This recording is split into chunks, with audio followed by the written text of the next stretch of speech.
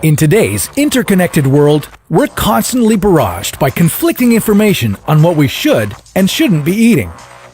But if there's one thing that we can all agree should definitely not be part of our diets, it's nuclear waste.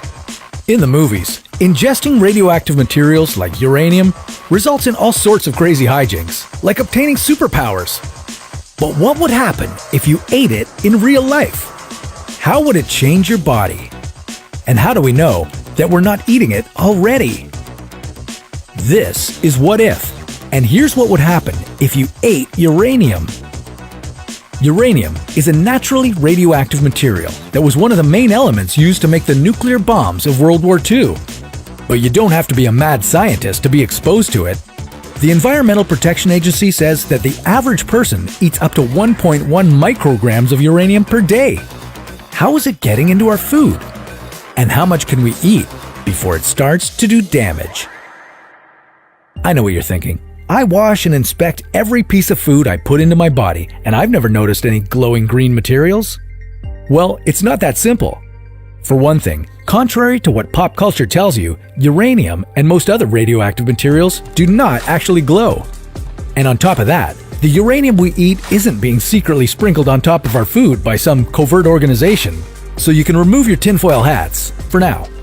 Instead, the uranium we eat is coming from within our food, and it's getting there naturally.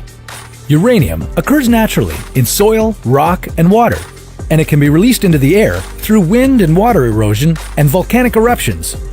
In the air, uranium exists as dust that falls onto plants and land, especially during heavy rainfalls. Once on land, the uranium seeps into the soil and sticks to plant roots, making root vegetables like potatoes, radishes, and turnips its primary means of getting into our diets. But don't worry, the amount of uranium we ingest on a daily basis is not nearly enough to do any damage. Luckily for us, almost 99% of the uranium that enters our body through food also makes a quick exit through our feces. And 70% of the remaining uranium that doesn't go through the back door just leaves a bit later through urination. A tiny amount will stay within your bones for a few months or even years after eating it, but won't have the same toxic effects you'd experience if you inhaled it.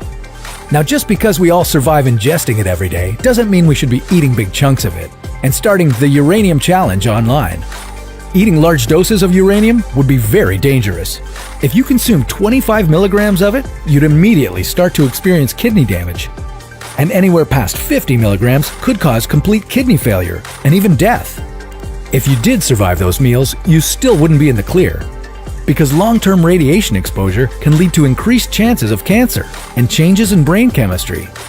So yeah, if someone plops a big chunk of uranium on your plate, you're probably best to pass and tell them you've had your share for the day. And who knows, maybe there are a whole bunch of other strange materials secretly entering our bodies on a daily basis. But that's a topic for another What If.